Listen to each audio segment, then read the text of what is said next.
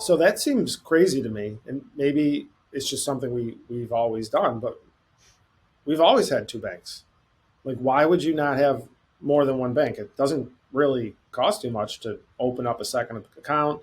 The banks are willing to have you, especially if you have a successful business and that type of stuff. Like, even if you're prominent, I mean, just having that secondary account seems like a no brainer. Like, why do companies do they just not think of it? They're just happy with their current bank relationship. They don't want to have a second one. Like, for what reason would you do that?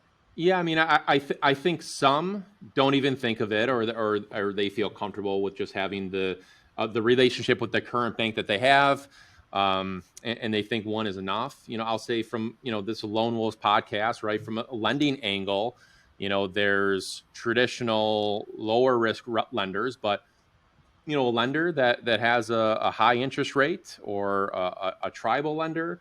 Um, there's not a lot of banks that will bank with them, right? So that's really really difficult. From our standpoint, we have, again, back to Valmar Merchant Services, we have multiple banks for redundancy for ourselves, and not just from a checking account standpoint, but to actually facilitate the settlements of the payments, for each and every one of our merchants. And again, the redundancy is incredibly important on that end. But there's many merchants that do struggle to find one bank account, let alone two. Our banks are certainly open to um, our merchants opening up a depository account, but yeah, I mean, a lot of them are struggling to find secondary ones as well. So I can imagine that being a part of it. And I'm not sure if the Bank of Americas of the world are going to be willing to bank with some of those higher risk ones. So that could be a reason too, for sure.